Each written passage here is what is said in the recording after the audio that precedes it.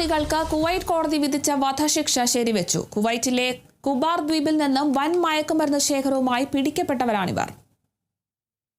Kuwait drug control general ഡിപ്പാർട്ട്മെന്റും Kuwait coast guard ഉദ്യോഗസ്ഥരുടെയും സംയുക്തമായ അന്വേഷണത്തിലാണ് ഇവർ പിടിക്കപ്പെട്ടത്.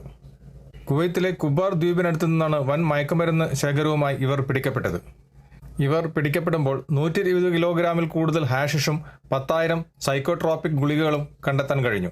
ജഡ്ജി അബ്ദുള്ള അൽ സാനിയ അധ്യക്ഷനായ അപ്പീൽ കോടതി ജഡ്ജിമാരായ സൗദ് അൽ മുത്തേരി, ബസാം അൽ ഗുനൈം എന്നിവർ അംഗങ്ങളായ ബെഞ്ചാണ് വിധി പ്രഖ്യാപിച്ചത്. 3 ഇറാനികൾക്കാണ് വധശിക്ഷ ശരിവെച്ചത്. പിടിക്കപ്പെട്ട കുബാർ ദ്വീപിനടുത്ത് മയക്കുമരുന്ന് സൂക്ഷിക്കുകയും വിതരണം ചെയ്യാൻ പരിപാടികളും പദ്ധതികളും തയ്യാറാക്കിയായിരുന്നു പ്രതികൾ. പറഞ്ഞുറപ്പിച്ച ഇടപാട് പ്രകാരം ഓരോരുത്തർക്കും 10,000 KD വീതം ലഭിക്കുമെന്നാണ് അന്വേഷണത്തിലൂടെ പ്രതികൾ സമ്മതിച്ചത്. ഡിപ്പാർട്ട്മെന്റിന് സൂചന ലഭിച്ച ഉടനെ തന്നെ അന്വേഷണ സംഘത്തെ രൂപീകരിക്കുകയും തുടർന്ന് മയക്കുമരുന്ന് മാഫിയയെ പിടികൂടുകയും ചെയ്തു.